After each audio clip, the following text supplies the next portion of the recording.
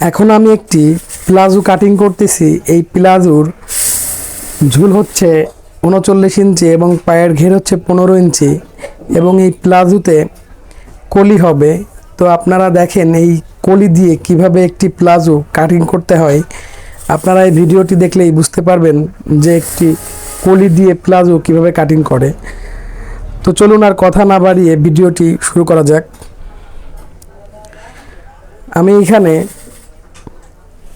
2.5 গজ পরিমাণ কাপড় নিয়ে নিয়েছি একটি প্লাজো কাটিং করার জন্য। তো 2.5 গজ কাপড় দিয়ে এই প্লাজোটি আমি কাটিং করতেছি। তো প্রথমে আমি এই কাপড়টিকে এইভাবে ওপেন করে নিলাম। দেখুন এইখানে দুইটি পার্ট। তো এখন এই কাপড়টিকে আমি এভাবে 4টি পার্টে ভাঁজ দিয়ে নিব।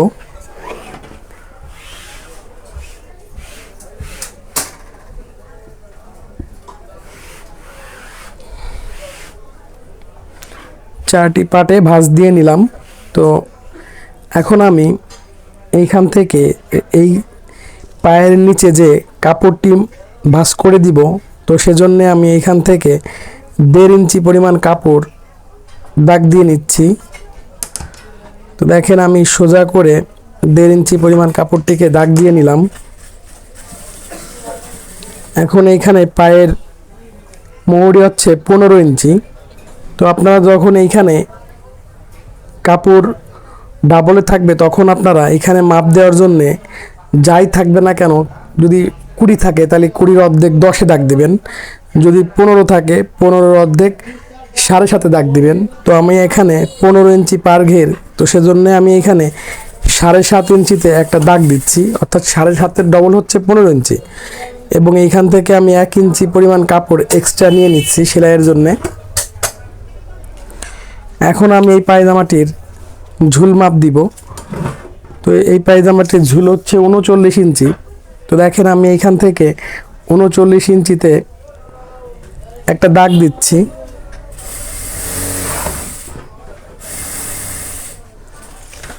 তো 39 ইঞ্চিতে আমি একটা দাগ দিলাম। এইখানে সোজা করে মার্জিন দিয়ে নিলাম এবং এইখানে আমি রাবারের জন্যে 1.5 ইঞ্চি পরিমাণ কাপড় নিয়ে নিচ্ছি। তো আপনারাও এইভাবে 1.5 ইঞ্চি পরিমাণ কাপড় রাবারের জন্য নিয়ে নেবেন। এই পায়জামাটি যেহেতু কলি হবে, তো সেজন্য আমি এখান থেকে হাই নিচ্ছি হচ্ছে 32 ইঞ্চি। তো 32 ইঞ্চিকে যদি আমি ডাবলে ভাগ করি, অর্থাৎ তাইলে দাঁড়াচ্ছে হচ্ছে 16 ইঞ্চি, অর্থাৎ 16 দুগুণী 32 ইঞ্চি। তাইলে আমি এখান থেকে 16 ইঞ্চি হাই নামাচ্ছি। এখন আমি এখানে সোজা করে একটা দাগ দিয়ে নিলাম। আরেকটা জিনিস দেখেন, যেহেতু আমরা হাইতে কলি দিয়ে কাটিং করব, তো সেজন্য আমরা ঠিক এইখান থেকে 1.5 ইঞ্চি পরিমাণ কাপড় বাদ দিয়ে দিব। তো 1.5 ইঞ্চি পরিমাণ কাপড় বাদ দিয়ে আমি এখান থেকে সোজা করে একটা মার্জিন করে দিলাম। এখন এইখান থেকে দেখেন একটা জিনিস, আমি এইখান থেকে সোজা করে একটা দাগ দিলাম, আবার এইখান থেকে আমি শেপ কাটটি ধরে সোজা করে একটা দাগ দিয়ে নিলাম।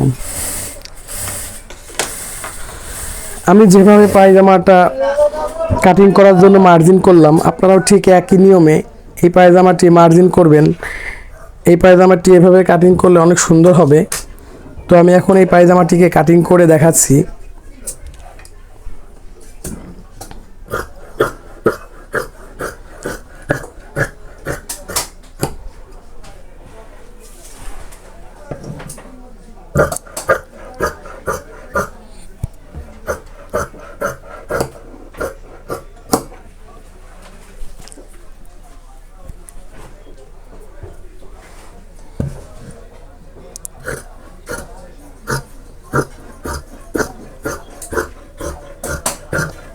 ঠিক দাগ অনুযায়ী পায়জামাটি আমি কাটিং করতেছি।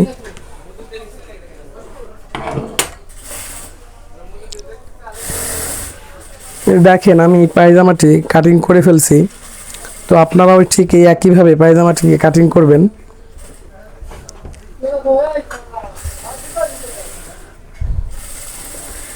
এখন আমি এই পায়জামাটির কলি কাটিং করতেছি।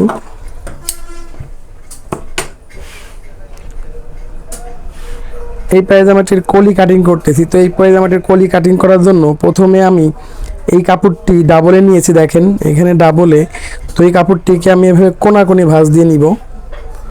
কোনাকুনি ভাঁজ দিয়ে নিয়ে এখান থেকে আমি 3.5 ইঞ্চি পরিমাণ চওড়া নিব। এখন আমি এখানে সোজা করে একটা দাগ দিয়ে দিব। এখন আমি এইখান থেকে এই পটিটার লম্বা নিব হচ্ছে 6 ইঞ্চি। তো আমি এখন এই 6 ইঞ্চি আর এই পাশে 3 ইঞ্চি চওড়া নিয়েছি, 3.5 ইঞ্চি। তো এখানে এইভাবে সুন্দর করে একটা দাগ দিয়ে দিব কোনাকুনি ভাবে। ঠিক এইভাবে আমি এই কলিটিকে কাটিং করব।